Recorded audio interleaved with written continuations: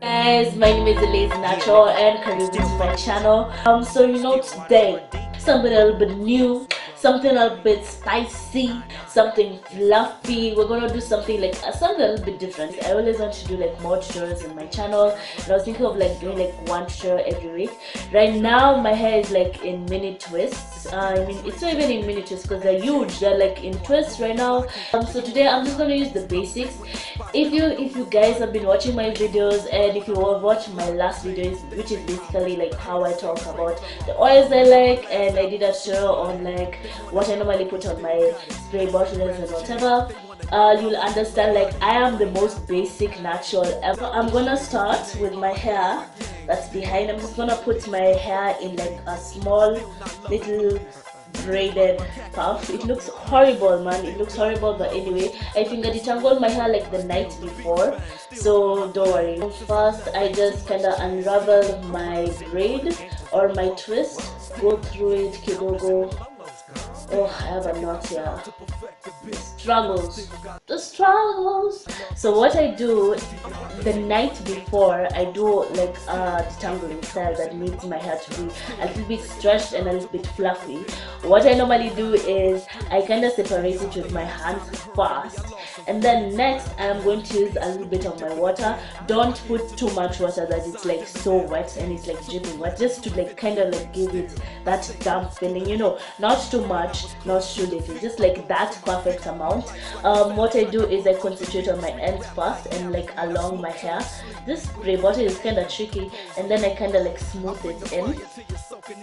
Next, I am just gonna use something that I love, but if you don't really like coconut oil, you can use an alternative of olive oil or almond oil, or just something that you actually really feel like your hair can really seal in that moisture. As you can see, this is how my hair is. Next, I'm just going to use my coconut oil together with eucalyptus oil and chichi oil that's just inside here, and I'm just going to use a little, don't use a lot, so your hair won't be too greasy. This is going to add the shine and kind of like seal in the moisture along my hair strands.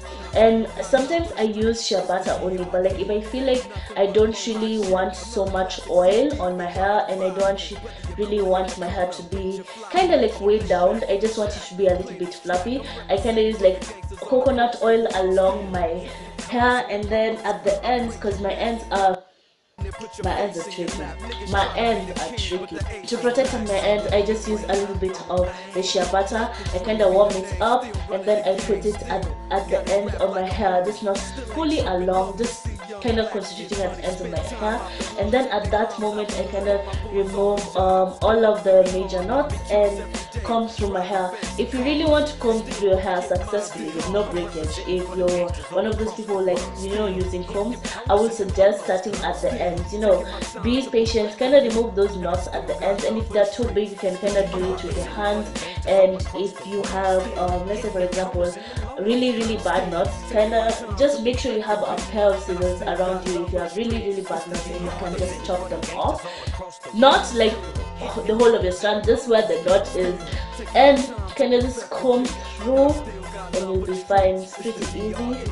I like combing my hair in like small sections. I feel like the smaller it is, the more tangles I'm able to kind of remove safely, because if I do it in large sections, I feel like I'm gonna cause a lot of breakage and it's just gonna be a disaster. As you can see now, my comb is going through, you see, and it kind of like bounces back, and my fluff is just here. It's so like, it's that easy. That's how you comb your hair successfully, and that's how you comb your hair with little or no breakage. Now, as you can see, this is the only hair in my toka. This is my shed hair. As you can see, my comb is pretty clean.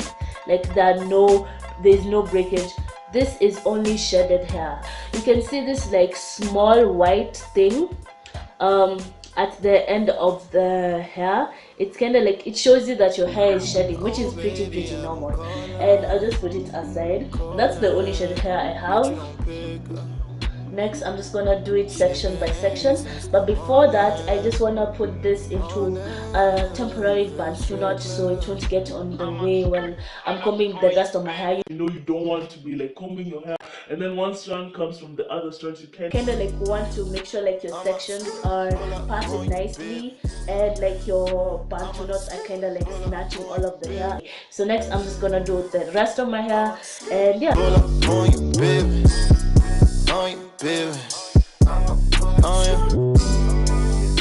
You not making this easy. Everything. Hi guys, I'm back. So right now what we're actually going to do is we're gonna detangle my hair the second time just to make sure like it has that fluffy effect. I just did the detangling with the bantu knot first because I felt like I had a lot of knots and a lot of like, you know, like knots in my hair, and I just wanted to remove the major knots first, and then to fluff things out it would be like the last thing. Yeah, you have really tight coiled hair. It's actually normal when you put water in your hair and you do a twist out or a twist, and sometimes it kind of like tangles up kidogo. So it's actually normal. Sometimes I actually experience it, sometimes I actually don't. So what I'm actually going to do is I'm going to go with my water again and kind of like smooth things out kidogo and make sure like I'm able to comb it out kidogo, just kidogo, to kind of like fluff everything out, and then I will be fine. This side I wanted to see how I look with bantu knots first. I've never really tried bantu knots as a, you know, like as a go-to style. I don't know. I just feel like my hand is big. So like I'm just like okay. So I'm just gonna put a little bit of the water, smooth it in, and kind of like comb it out kidogo. My hair won't shrink as much, but it's not like a big deal. I don't really have a big deal with shrinkage when I'm doing such style. I feel like the only thing I have that annoys me sometimes is when my hair is all knotty and everything. Otherwise I'm all good. So this is how it actually looks like. It's like kind of fluffy and airy. So what you actually do is you just remove it, and then to make sure it's all fluffy and everything, and make sure all of the tangles are out, you just kind of like comb it through kidogo. I feel like most of the time I don't really have an issue with my natural hair. The only issue like sometimes I feel like annoys me kabisa is when I have a style like this, or I do what is it called? I do something like a puff, or something that's really that my hair is really out, and then I end up having single strand knots. Ooh, I hate single strand knots. You have no idea. I hate them. Like I hate them. Like I do not like them. Like they're just annoying. They're just annoying. So right now I'm just gonna comb through my hair and we'll see the final results.